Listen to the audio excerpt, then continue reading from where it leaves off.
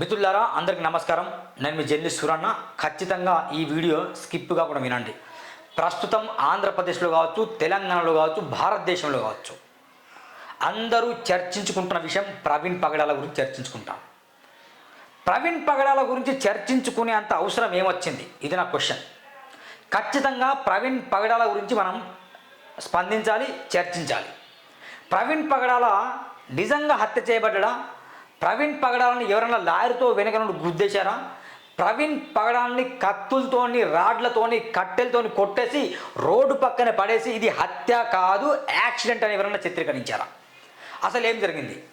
నారా చంద్రబాబు నాయుడు స్పందించారు, నారా లోకేష్ స్పందించాడు, తెలంగాణ రాష్ట్రంలో ఉన్న పాస్టర్లు, ఆంధ్రప్రదేశ్ రాష్ట్రంలో ఉన్న పాస్టర్లు అనేక మంది ఈ విషయంలో స్పందించారు. We want justice, we want justice. ఇది యాక్సిడెంట్ కాదు, ఇది హత్య, ఇది హత్య, ఇది హత్య, ముమ్మాటికి హత్యనని చాలామంది పాస్టర్లు, పాస్టర్ సంఘాల నాయకులు కూడా చెప్పడం జరిగింది. మరి ఇదేంటి? పోస్ట్ మార్టం అనేది ఖచ్చితంగా ఆన్ కెమెరా లైవ్లో పోస్ట్ మార్టం చేయాలి. ఎందుకంటే దాదాపు ఆంధ్రప్రదేశ్లో ఏదైనా హత్య జరిగితే 2-3 సంవత్సరాలు పడుతుంది నిజాలు బయటికి రావడానికి. చాలా హత్యలు ఉన్నాయి, వాటి పేరు నేను చెప్పాను. సబ్జెక్ట్ డైవర్ట్ చేయడం నాకు ఉద్దేశం లేదు.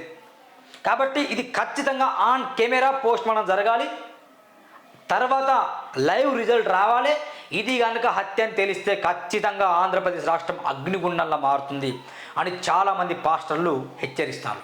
మరి ఏంటి అసలు ఏం జరిగిందనే విషయం మనం తెలుసుకోవాలి. గమనించండి, ఏం జరిగిందో తెలుసుకునే ముందు ప్రవీణ్ పగడాల గురించి నేను కొన్ని విషయాలు చెప్పబోతున్నాను. ప్రవీణ్ పగడాలని చాలామంది గతంలో అడిగారు, ఎవరు నువ్వు? హిందువా, ముస్లిమా, క్రిస్టియన్వా? ఎవరు నువ్వు అంటే నేను మనిషిని అని చెప్తారు. నేను టాపిక్ డైవర్షన్ నాకు ఇష్టం లేదు. మీరు గూగుల్లో వెళ్ళి కావచ్చు, యూట్యూబ్లో వెళ్ళి కావచ్చు, ప్రవీణ్ పగడాల స్పీచెస్ అని కొట్టండి. ఆయన చెప్తాడు, నేను మతానికి సంబంధించిన వ్యక్తిని కాదు, నేను మనిషిని అని చెప్తారు. ఆడతాను. ఒక విషయం తెలుసా, చాలామంది హైందవ సోదరులు కూడా ప్రవీణ్ పగడాల మృతికి స్పందిస్తాను. ఆయన ఒక మంచి విలువలు కలిగిన వ్యక్తిని మేము కోల్పోయామంటాను. ముస్లిం సహోదరులు కూడా, బ్రదర్ షఫీ కూడా స్పందించాడు. ఇది కనుక హత్య అని తెలిస్తే ఖచ్చితంగా నేను పోరాటం చేస్తానని చెప్పారు. మీకు విషయం తెలుసా, అనేక సందర్భాల్లో రక్షణ టీవీలో కావచ్చు, లేకపోతే లైవ్ డిబేట్స్లో కావచ్చు, బ్రదర్ షఫీ కావచ్చు, ఇటు ఎవరు మన ప్రవీణ్ పగడాల కావచ్చు, ఎక్తా నెట్వర్క్ అని ఏర్పాటు చేసి ప్రవీణ్ పగడాల, ఇటు బ్రదర్ షఫీ, అటు ముస్లిం సోదరులు, ఇటు క్రైస్తవ సోదరులు కలిసి డిబేట్లు చేశారు. కానీ వాళ్ళు నిజంగా వాస్తవానికి చెప్పారు. వాళ్ళు ఖురాన్లో ఉన్న వాస్తవాలేంటి, బైబిల్లో ఉన్న వాస్తవాలేంటి, హైందవ గ్రంథాల్లో ఉన్న వాస్తవాలేంటి అని అన్ని విషయాలు బ్రదర్ షఫీ కావచ్చు, ప్రవీణ్ పగడాలకు తెలుసు. ఎక్కడ కూడా ఆయన మతాన్ని కావచ్చు, బైబిల్ గ్రంథాన్ని కావచ్చు, ఖురాన్ గ్రంథాన్ని కావచ్చు, హైందవ గ్రంథాన్ని, భగవద్గీత గ్రంథాన్ని ఎక్కడైనా డైరెక్ట్గా విమర్శ చేయలేదు. కానీ వాస్తవాన్ని చెప్పాడు తను. అందుకే అన్నాడు ఆయన, నేను చాలా సందర్భాల్లో క్రైస్తవులకు వ్యతిరేకం కూడా ఆయన స్పీచ్ ఇచ్చాడు. క్రైస్తవులకు వ్యతిరేకం అంటే ఇది నథింగ్ బట్ క్రైస్తవుల్లో కూడా కొన్ని అలవాట్లు ఉన్నాయి, దూరాచారాలు ఉన్నాయి. ఆయిల్ పోస్తే ఎగరడం, కర్చిపులు తిప్పితే ఎగరడం, ఫూ అంటే పడిపోవడం, ఇలాంటివి కొన్ని ఉన్నాయి. వీటన్నిటిని ఖండించాడు తను. ఇది కాదు క్రైస్తవం. క్రీస్తు ప్రేమను చూపించండి, మార్గాన్ని చూపించండి. రాజ్యాంగం మనకు ఏం ఎలువనిచ్చి రైట్ టు స్పీచ్ ఇచ్చింది, రాజ్యాంగం ఏం చెప్తుంది, బైబిల్ ఏం చెప్తుంది, అసలు మనం ఎక్కడ మత ప్రచారం చేస్తున్నాం, మన మతాన్ని ప్రచారం చేయట్లేదు కదా అనే విషయాన్ని ఆయన క్రోడీకరించి చాలా అద్భుతంగా సందేశాలు ఇచ్చాడు. అందుకని హైందవ సోదరులు కావచ్చు, క్రైస్తవ సోదరులు కావచ్చు, ముస్లిం సోదరులు కావచ్చు, ఈరోజు అందరూ ప్రవీణ్ పగడాల అనే వ్యక్తి చనిపోయాడు కాబట్టి అందరూ స్పందిస్తారు. ఆయన ఎక్కడ కూడా బహిరంగంగా ఒక వ్యక్తిని కావచ్చు, ఒక గ్రంథాన్ని కావచ్చు విమర్శించినట్టు ఎక్కడ లేదు. మీరు చర్చించండి. అద్భుతమైన వ్యక్తి, చాలా విలువలతో బతికే వ్యక్తి, క్రైస్తవుల్లో ఉన్న లోపాలు, చర్చెస్లో ఉన్న లోపాలన్నింటినీ బయట తీసే వ్యక్తి. ఎప్పుడు హైందవాన్ని డైరెక్ట్ కించపరిచి మాట్లాడలే, చాలా అద్భుతంగా ప్రసంగాలు ఇచ్చారు. అందుకే ఈరోజు అందరూ స్పందిస్తాను తన గురించి. ఇక వాళ్ళ గురించి నేను ఇక్కడ టీవీలో ప్లే చేయడానికి ఇష్టపడను. కానీ మీరు ఒకసారి వెళ్ళి ప్రవీణ్ పగడాలని యూట్యూబ్లో కొట్టండి. దాదాపు కొన్ని వేల వీడియోలు అర్థమవుతుందా, కొన్ని వేల వీడియోలు వస్తున్నాయి. ప్రవీణ్ పగడాల నిజంగా హత్య చేయబడ్డా, ప్రవీణ్ పగడాలను ఎవరన్నా చంపేశారా, ప్రవీణ్ పగడాల నిజంగా యాక్సిడెంట్ అయిందా, ప్రవీణ్ పగడాల తనకు తాను కింద పడిపోయిందా, అక్కడ ఎందుకు ఇది కట్టె ఉందా, ఈ కట్టె అక్కడ ఎందుకు, ఈ కట్టె మీద రెడ్ సింబల్స్ అంటే రక్తం ఎందుకు ఉంది, ఈ బైక్ మీద ఇక్కడ ఇట్లా అంత యాక్సిడెంట్ అయితే ఇక్కడ మొత్తం రక్తం ఎందుకు ఉంది, ఆయన పెదవులు ఎందుకు పగిలిపోయినాయి, హెడ్కి ఎట్లాగా అయినాయి, అర్థందా? హెల్మెట్ పెట్టుకున్న వ్యక్తికి హెడ్కి ఎట్లా గాయాలని ఇవన్నీ సస్పెన్స్. అంటే ఇలా రకరకాల అనుమానాలు ఉన్నాయి. ఈ విషయంలో చాలామంది స్పందించారు. డాక్టర్ ఆర్ఎస్ ప్రవీణ్ కూడా స్పందించాడు, బ్రదర్ షఫీ స్పందించాడు, చంద్రబాబు నాయుడు స్పందించాడు, నారా లోకేష్ స్పందించాడు, రాజేష్ మహాసేన. అంటే ఇలాంటి వ్యక్తులు కూడా అందరూ కూడా ప్రవీణ్ పగడాల నిజంగా ఈ విషయం డెత్ అనేది మిస్టరీగా మారింది కాబట్టి ఖచ్చితంగా దీన్ని దర్యాప్తు చేయండి అని కూడా చెప్పడం జరిగింది. అందుకు ఒకటే మాట చెప్తున్నా, ప్రవీణ్ పగడాల గురించి మరికొన్ని విషయాలు చేయాలంటే మీరు యూట్యూబ్లో ఒకసారి సెర్చ్ చేయండి, నేను కూడా ఒకసారి చూపిస్తాను. ప్రవీణ్ పగడాల ఇష్యూ అనేది ఇప్పుడు ట్రెండింగ్లో నడుస్తుంది. ఈ విషయం కనుక మనం మాట్లాడకపోతే ఇక నాకు బ్రతికి ప్రయోజనం లేదనిపిస్తుంది. చాలామంది గుళ్ళో వెళ్ళి మార్గం మధ్యలో చనిపోతారు.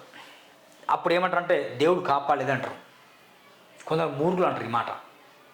గుళ్ళో వెళ్ళి బయటికి వస్తే ఏదో కార్యక్రమంలో చాలామంది చనిపోతారు. అటు చర్చిలో అంటే బైబిల్ పట్టుకొని వాక్యం బోధిస్తున్నప్పుడు పాస్టర్లు అనేక మంది ఇట్నే చనిపోయింది స్టేజ్ల మీద. అప్పుడు మీ నిజమైన దేవుడు యేసుక్రీస్తు అని చెప్తారు కదా, ఆ యేసుక్రీస్తు కాపాడకూడదా అని అంటారు. అప్పుడు మసీద్ హజ్ యాత్రకు వెళ్ళినప్పుడు అక్కడ కూడా వేలాది మంది తొక్కిసలాడి చనిపోతారు. అప్పుడు అల్లా ఏం చేస్తున్నాడు అంటారు. అంటే ఇవన్నీ మూర్ఖమైన సమాధానాలు. కొందరు ఎత్తిస్ట్ అయితే నిజంగా లోయలో బస్సులు పడ్డప్పుడు దేవుడు ఏం చేస్తాడు, దేవుడు కాపాడతలేడు ఎందుకని ఇవన్నీ పిచ్చి పిచ్చి ప్రశ్నలు వేస్తారు. దేవుడు కాపాడిండా అది ప్రమాదం అనేది నిజంగా జరిగేది జరుగుతుంది. ప్రమాదం అయితే జరిగేది జరుగుతుంది. నువ్వు చర్చికి వెళ్ళి వచ్చినా జరుగుతుంది, నువ్వు మసీదుకి వెళ్ళి వచ్చినా జరుగుతుంది, నువ్వు గుళ్ళోకి వెళ్ళి వచ్చినా ప్రమాదం జరగవలసి ఉంటే కనుక ఖచ్చితంగా జరుగుతుంది. అంతే తప్ప దేవుడు ఏం చేస్తాడు, దేవుడు చేస్తాడు కొందరు ఎత్తిస్టు దుర్మార్గులు చెప్తారు. అది కాదు ప్రశ్నలు. కొంచెం లాజిక్ ఆలోచించండి. ఈ ప్రవీణ్ పగడాల అనే వ్యక్తి చాలామంది పాస్టర్లు చనిపోయారు, చాలామంది పూజలు చనిపోయారు, చాలామంది ఇట్లా యాక్షన్ చనిపోయారు. కానీ ప్రవీణ్ పగడాల అనే వ్యక్తి చనిపోతే ఎందుకు ఇట్లా చాలామంది పాస్టర్లు స్పందిస్తారంటే గమనించండి. చాలా పోరాటం చేసిన వ్యక్తి, మతోన్మాద శక్తులు తన వెనుక బలంగా పనిచేశాయి. దాదాపు కొన్ని రోజుల క్రితమే రెండు నెలల క్రితమే తను చెప్పాడు, నాకు థ్రెట్స్ ఉన్నాయి, నన్ను చంపాలని కుట్ర పంతున్నానని చెప్పేసి ఆయన తన ఫేస్బుక్లో ఇట్లా పెట్టడం జరిగింది. ఒకసారి మీరు ఆయన ప్రవీణ్ పగడాలని ఫేస్బుక్ కొట్టి దానిలో మొత్తం చదివితే మీకు తెలుస్తుంది. ఇక పోస్ట్ చేయడం పూర్తి ఏం తెలియదంటే అనే ఒక వీడియో ఉంది, ఇవన్నీ ఉన్నాయి. మొత్తం ప్రవీణ్ పగడాల గురించే మొత్తం ఎక్కడ చూసినా అదే మాట్లాడుతున్నాడు. ప్రవీణ్ పగడాల యూట్యూబ్లో కొడితే ఆయన వాస్తవాలంటే ఆయన తెలిస్తే మనకు ప్రవీణ్ పగడాల అని కొడితే మొత్తం వస్తుంది. ఈరోజు చూడండి ఆయన ఎట్లా మెసేజ్ ఇచ్చాడో మీరు చూడండి ఒకసారి. ఆయన ఎలాంటి వ్యక్తి మీకు ఈ విషయం చేస్తే తెలుస్తుంది. టీవీలో మారుతూ ఉంటే ప్రవీణ్ గారు మీరు మత మార్పిడి చేస్తారు. మేము ఎక్కడ మత మార్పిడి చేసామండి బాబు, ఏంటి ఏం లేదండి మీరు మతం అవునా, నీకు ఇట్లాగా కాదులే ఇంకొక రకంగా చెప్తా అని చెప్పి సరే. ఆయన ఎక్కడ కూడా ఆయన మత మార్పిడి చేసినట్టు ఉండదు. గమనించండి, ఎక్కడ కూడా ప్రవీణ్ పగడాల అనే వ్యక్తి మత మార్పిడి చేసినట్టు ఉండదు. డిబేట్ చేస్తాడు ఆయన ముస్లిం సోదరుల్ని, అటు హిందూలో ఉన్న చాలామంది పూజారులు సైతం తనకు అభిమానులుగా మారిపోయారు. శంకరాచార్య లాంటి వ్యక్తులు కూడా చూడండి. బైక్పై ఉండగానే కర్రలతో కొట్టారని ఒక వ్యక్తి, ముఖంపై రాడుతో కొట్టారట. మొత్తం డిఫరెంట్ స్పీచ్. ఇవన్నీ ప్రవీణ్ పగడాల స్పీచ్. మీరు సార్ యూట్యూబ్లో కొట్టండి, మీరు చదవండి, ఒకసారి పూర్తిగా వినండి. ప్రవీణ్ ఇంటి దగ్గర ప్రస్తుత ఉద్రిక్తత, ప్రవీణ్ చంపింది వీళ్ళు అని, తన మరణం గురించి ముందే చెప్పిన ప్రవీణ్ పగడాల డెత్ విషయం షాకింగ్లో నిజాలట. మొత్తానికి వాస్తవానికి ప్రవీణ్ని చంపేశారని అంటే ఇట్లా డిఫరెంట్ తమ్నెల్స్ పెట్టారు. మరి లోపల ఏముందో తెలియదు కానీ మొత్తానికి ప్రవీణ్ పగడాల కెమెరా ముందే పోస్ట్ మార్టం చేయాలి. పోస్ట్ మార్టం పూర్తి ఏం తెలియదంటే అంటే ఇట్లా డిఫరెంట్ ఇప్పుడు ఇక్కడ కాంతికళ సిస్టర్ అని ఒక మాట చెప్పింది. ఏమంటే ప్రవీణ్ పగడాలకు మొత్తం ఎందరు పిల్లలని ఆమె అడిగితే నాకు 15 మంది పిల్లలని చెప్తారట. ప్రవీణ్ పగడాల 15 మంది పిల్లలు అంటే 2 తన పిల్లలు, మిగతా వాళ్ళని వాళ్ళ భార్య పోషిస్తారట. గమనించండి, మిగతా వాళ్ళని తన భార్య పోషిస్తారు కాబట్టి నాకు 15 మంది పిల్లలు తను చెప్పుకుంటారట. ఎక్కడ ఈ వ్యక్తి గురించి ఇందరూ ఎందుకు మాట్లాడుతున్నారు ఒక లాజిక్ ఆలోచించండి. ఒక సూరన్న కావచ్చు, ఒక చిలిక ప్రవీణ్ కావచ్చు, ఇంకా చాలామంది జర్నలిస్ట్ సోదరులు కావచ్చు, బ్రదర్ షఫీ లాంటి వ్యక్తులు కావచ్చు, హిందూ సోదరులు కావచ్చు, కామెంట్లు పెడతాను ప్రవీణ్ పగడాల మరణించడం చాలా బాధాకరమని. ఎందుకు ఇట్లా పెడతానంటే సంథింగ్ ఈజ్ ఏ రియాలిటీ, ఆయనలో రియాలిటీ ఉంది, ఆయనలో ఒక రియాలిటీ ఉంది కాబట్టి అందరూ స్పందిస్తారు. నిజంగా అది ప్రవీణ్ పగడాల యాక్సిడెంట్లో చనిపోయిందని తెలిస్తే కనుక చాలా హ్యాపీ, నిజంగా చాలా హ్యాపీ. ఎందుకు? అది యాక్సిడెంట్ కాబట్టి. ప్రవీణ్ పగడాల యాక్సిడెంట్ ఇది నథింగ్ బట్ అంటే నేను అనేది అర్థమవుతుందా? ప్రవీణ్ పగడాల యాక్సిడెంట్లో చనిపోయినట్టే ఏదో అనవసరంగా లారీనో ట్రక్కరో తెలియని వ్యక్తులు అంటే సంథింగ్ ఇక జరుగుతాయి కదా రోడ్లలో, అట్లా కనుక జరిగితే అది ప్రమాదంలో అనుకోవచ్చు. కానీ కావాలనే యాక్సిడెంట్ చేస్తే, కావాలనే చంపాలని ప్రీ ప్లాన్ చేస్తే, కావాలనే మర్డర్ కోసం చేస్తే ఇది మాత్రం ఖచ్చితంగా నేరమే. దీన్ని ఖచ్చితంగా నేను కూడా ఖండిస్తున్నా. యాక్సిడెంట్లానే చూడాలి. నిజంగా కావాలని యాక్సిడెంట్ చేస్తే మాత్రం దాన్ని మాత్రం మర్డర్లా చూడాలి. కావాలని చేస్తారు కొందరు. మతోన్మాద శక్తులు తనపైన ఉన్నాయి. ఎందుకంటే చాలా సందర్భాల్లో డిబేట్లు చేసినప్పుడు కొన్ని భావాలు మతోన్మాద శక్తులు నచ్చలేదు. హిందువుల్లో అందరూ మతోన్మాదులు లేదు, గుర్తుపెట్టుకోండి. ముస్లింలు అందరూ మతోన్మాదులు లేదు, క్రైస్తవులు అందరూ కూడా దుర్బోధకులు లేరు. అక్కడక్కడ కనిపిస్తారు ఈ దుర్మార్గులు. వాళ్ళ వల్ల సమాజం మొత్తం చెడిపోతుంది. వాళ్ళ వల్ల వాళ్ళ గ్రంథాలకు విలువ లేకుండా పోతుంది. కొందరి పాస్టర్ వల్ల బైబిల్కి విలువ లేకుండా పోతుంది. కొందరు హిందూ పూజారుల వల్ల అసలు హైందవులు ఉన్న విలువలకు కూడా విలువ లేకపోతాయి. కొందరు ముస్లింలు ఉంటారు, వాళ్ళ వల్ల కూడా వాళ్ళ గ్రంథాల్లో విలువ లేకపోతాయి. కానీ ఏ మతమైనా ఏ గ్రంథమైనా కూడా ఒక మనిషిని ప్రేమించండి, ఒక మనిషిని క్షమించండి, శాంతి, సమాధానం, దయాలుత్వం, కనికరం ఇవి మాత్రమే ఉండాలని చెప్తాయి. కానీ కొందరు దాంట్లో నుండి దుర్మార్గులు ఉగ్రవాదుల్లాగా పుట్టేసి మా మతం జోలికి వస్తుందని చెప్పేసి దాడులు, అల్లర్లు ఇలా చేస్తారు. ఇగో అలాంటి వాళ్ళు ప్రవీణ్ పగడాల శత్రువులుగా మారిపోయారు.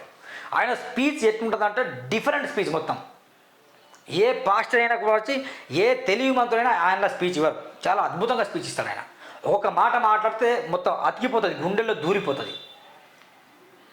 నేను మతానికి సంబంధించిన వ్యక్తిని కాదు, నేను మార్గానికి సంబంధించిన వ్యక్తి. చాలా మంచి మార్గం నడుస్తున్నా. క్రైస్తవం నా దృష్టిలో మతం కాదు. నేను మంచి మార్గం ఎన్నుకున్నా. ఒక వ్యక్తిని ప్రేమించే మార్గం, ఒక వ్యక్తిని క్షమించే మార్గం నేను ఎన్నుకున్నాను తను చెప్తాడు. హైందవంలో కూడా కొన్ని మంచి లక్షణాలు ఉన్నాయి. కానీ కొందరు హైందవంలో ఉండి పుట్టి వాళ్ళ గ్రంథాలు ఏం చెప్తున్నాయి వాళ్ళకి సరిగా తెలియకపోవడం వల్ల మొత్తం ఏం చేస్తారంటే క్రైస్తవుల మీద పడతారు, ముస్లింలు హిందువుల మీద పడతారు. అంటే ఈ లొల్లి క్రియేట్ చేస్తారు వీళ్ళు. ప్రవీణ్ పగడాల హత్య మిస్టరీ అనేది నాకు తెలిసి మాత్రం అది త్వరగా బయటపడదు. ఇంకా దాని మీద చర్యలు తీసుకుంటాం, చర్యలు చెప్తారు కానీ త్వరగా బయటపడదు అనుకుంటాం. నిజంగా కొవ్వూరు రాజమండ్రి సీసీటీవీ ఫుటేజ్ చూస్తే బైక్ వెళ్ళినట్టుగా అనిపించింది. ఆ తర్వాత ఏం జరిగిందో ఎవరికి తెలియలేదు. చంపేసి పడేశారా, లేకపోతే లారీతో డైరెక్ట్ గుద్దేసి పడేశారా, మరి అక్కడ కర్రలకు రక్తం ఎందుకు ఉంది, ఎవరు వీని వెనుక ఉన్నారు, ఎవరు? కొందరు కామెంట్లు పెట్టారు దుర్మార్గులు. ఏమంటారంటే నెక్స్ట్ అజయ్ గాడు అంటున్నాడు. అంటే అజయ్ పాస్టర్ నెక్స్ట్ ఏమొస్తుంది మీకు చంపితే? వీలైతే మీరు మార్చండి, మీ మతాలను మీరు ప్రచారం చేసుకోండి, తప్పు లేదు కదా. క్రైస్తవులు మతాన్ని ప్రచారం చేసుకోవచ్చు, హిందూ మతాన్ని ప్రచారం చేసుకోవచ్చు, ముస్లింలు వాళ్ళ మతాన్ని, ఎవరి మతాన్ని వాళ్ళు ఇక్కడ భారతదేశంలో లౌకిక దేశంలో ప్రచారం చేసుకునే హక్కు భారత రాజ్యాంగం డాక్టర్ బాబాసాహెబ్ అంబేద్కర్ గారు ఎప్పుడు రచించారు, దాంట్లో పొందుపరిచాడు. రైట్ టు స్పీచ్ ఉంది, ప్రచారం చేసుకోండి. మీకు తెలుసు ఆంధ్రప్రదేశ్ రాష్ట్రంలో దాదాపు 70% అందరూ కూడా క్రైస్తవులే, 30% మాత్రం హిందువులు ఉంటారు.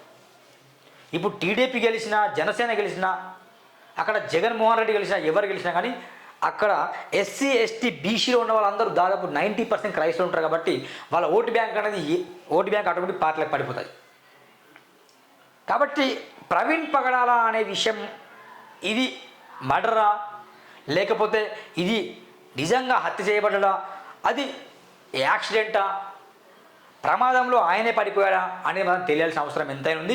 ఖచ్చితంగా ఆన్ కెమెరా పోస్ట్ మార్టం పెట్టేసి దీన్ని దర్యాప్తు చేసేసి ఖచ్చితంగా ఇది మర్డర్ అని తెలిస్తే మాత్రం దీని మీద భారీ ఎత్తున అర్థమైందా నడి బజారులో ఎవరైతే చంపాలో వాళ్ళందరూ నడి బజార్లో ఉరి తీయాలని నేను డిమాండ్ చేస్తున్నా. ఒకవేళ యాక్సిడెంట్ అయితే తప్పలేదు, కానీ యాక్సిడెంట్ ఇది ఖచ్చితంగా తనకు తానే జారి ఏదో లారీ గుద్దేసి ఏదో డివైడర్ని గుద్దేసి చనిపోయినట్టు మాత్రం కనిపిస్తలేదు. కనిపిస్తే కర్రలకు రక్తము, తలకు గాయాలు, పెదవులపైన గాయాలు ఇట్లయితే ఉండవు. లెట్స్ చూద్దాం ఏం జరుగుతుందో. అదే ప్రవీణ్ పగడాల గురించి నేను మరిన్ని విషయాలు చెప్పాలంటే చాలామందికి నేను కాల్ చేసి మరిన్ని వీడియోలు చేస్తాను. ఖచ్చితంగా చూడండి. ఈరోజు రేపు మతోన్మాదుని రక్షణ కావాలి భారతదేశానికి. అది ఏ మతమైనా ఒకరి మీద ఒకరు కొట్టుకోవడం, తిట్టుకోవడం, హత్యలు చేసుకోవడం, ఇట్స్ టోటల్లీ రాంగ్ సిస్టమ్. వీలుంటే ప్రేమించుకోండి, వీలుంటే మీ మతాలు చర్చ డిబేట్స్ పెట్టుకోండి, ప్రేమపూర్వకంగా మాట్లాడుకోండి. అలాంటి చేయాలి. కానీ ఇలా ప్రశ్నించే గొంతుని చంపేస్తే మనకు ఖచ్చితంగా దీని వెనుక మతోన్మాద శక్తులు మాత్రం ఉన్నాయి. అవేంటో ఖచ్చితంగా అందరికి తెలుస్తాయి మిత్రులారా. ఖచ్చితంగా చూడండి Suran TV. Thank you very much. Bye bye.